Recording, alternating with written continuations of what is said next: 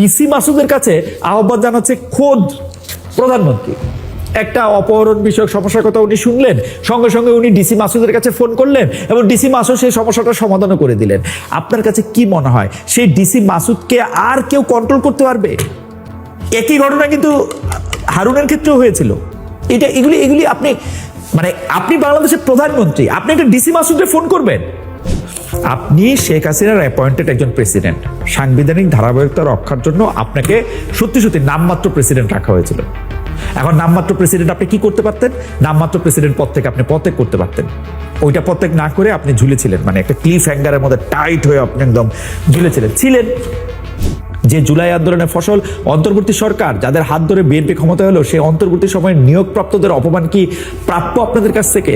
সমঝোতার ভিত্তিতে কিছু টাকা তুললে সেটি চাঁদাবাজি নয়, বরং বাধ্য করলে সেটি চাঁদা। মানে আপনার এই সংজ্ঞা দিতে বলছে কি? নতুন বিএনপি সরকার বাংলাদেশ ব্যাংকের গভর্নর আহসান মনসুরকেও একইভাবে একটা যে সিভিলাইজেশনের কথা বলছিলাম না, সৌহার্দের সঙ্গে বিদায় দেয় নাই।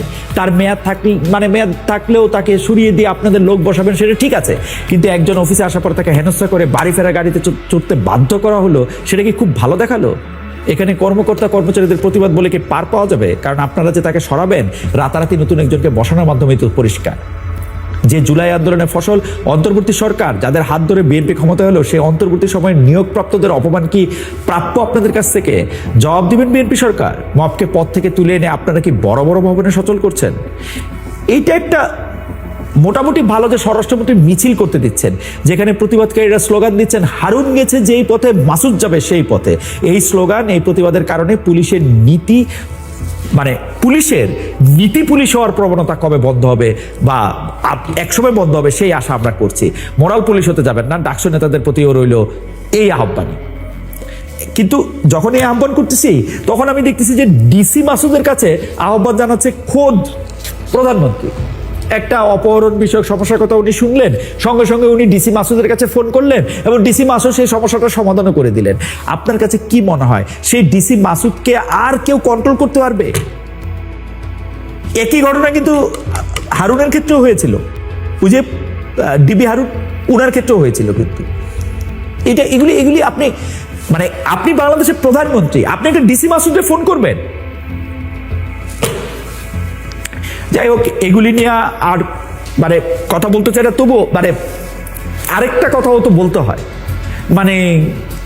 নতুন সরকারের সড়ক পরিবহন ও সেতু মন্ত্রী শেখ রবিউল আলম, ডিপার্টমেন্ট আমার বড় ভাই, জার্নালিজমে উনি আমার একটু সিনিয়র ছিলেন। সম্প্রতি উনি বলছেন সমঝোতার ভিত্তিতে কিছু টাকা তুললে সেটি চাঁদাবাজি নয়, বরং বাধ্য করলে সেটি চাঁদা। আপনার এই সংজ্ঞা দিতে বলছে কি?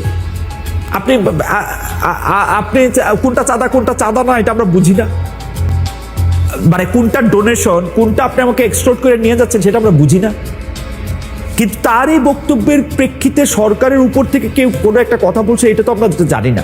এটা তো অ্যাটলিস্ট সরকারের নেতৃস্থানীয় কেউ, প্রধানমন্ত্রী না হোক, মির্জা ফখরুল ইসলাম আলমগীর, অন্য সিনিয়র মিনিস্টাররা তো তাকে এটা বলবে। আমার আসলে কোনো আইডিয়া নাই।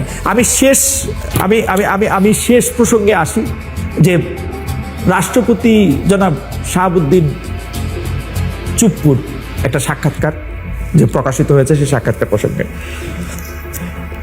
ঘটনা হলো বাংলাদেশের রাষ্ট্রপতিকে অনেক কিছু করতে দেওয়া হয় নাই, এইটার অভিযোগ তিনি এখন অভিযোগ করতেছেন যে তাকে আসলে একরকম বন্দি করে রাখা হয়েছিল। তিনি অভিযোগ করতেছেন তাকে আসলে যেগুলি তাকে বলার কথা সেগুলি তাকে বলে নাই। বলার তো কথা না ভাই, আপনাকে এটা সত্যি কথা, আপনাকে বলার কথা না। কিন্তু আপনি শেখ হাসিনার অ্যাপয়েন্টেড একজন প্রেসিডেন্ট। সাংবিধানিক ধারাবাহিকতা রক্ষার জন্য আপনাকে সত্যি সত্যি নামমাত্র প্রেসিডেন্ট রাখা হয়েছিল। এখন নামমাত্র প্রেসিডেন্ট আপনি কি করতে পারতেন? নামমাত্র প্রেসিডেন্ট পদ থেকে আপনি পদত্যাগ করতে পারতেন।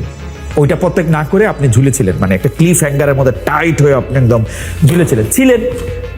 এইটার জন্য যদি আপনার কিছু পুরস্কার প্রাপ্য হয়, আমি কিছু পুরস্কার তো প্রাপ্য, আমি দেখতেছি প্রধানমন্ত্রী আপনার সঙ্গে পাশাপাশি হেঁটে কোথায় যাইতেছেন। কিন্তু আপনার এই আপনি তো এটা বলা আসে না যে ডক্টর মোহাম্মদ ইউনূস আপনাকে কি দিছে, কয়বার আপনার কাছে গেছে, কয়বার আপনার কাছে যায় নাই, বিদেশ থেকে আইসা আপনার সাথে কথা বলছে কি বলে নাই, বলার কথা কি আসলে?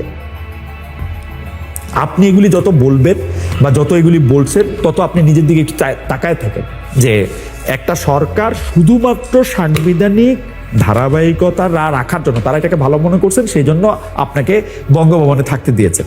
সিরিয়াসলি কিন্তু আপনার কিন্তু বঙ্গভবনে থাকার কথা না। এখন আপনি ওই সময়ের কথা বলে যদি আপনি এইসব কথাগুলি বলেন, তখন অন্য পক্ষ তো এটা বলতেই পারে যে আপনি এটা কোন প্রেক্ষিতে আপনি বলতেছেন। আপনার নিয়োগকর্তাই তো পালিয়ে চলে গেছে কোথায়, ভারতের। আমার কাছে মনে হয় জনাব রাষ্ট্রপতি, মহামান্য রাষ্ট্রপতি জনাব শাহাবুদ্দিন, জনাব চুপ্পু, আপনি আর কিছুদিন চুপ করে থাকলে এটা আমাদের সবার জন্যই ভালো।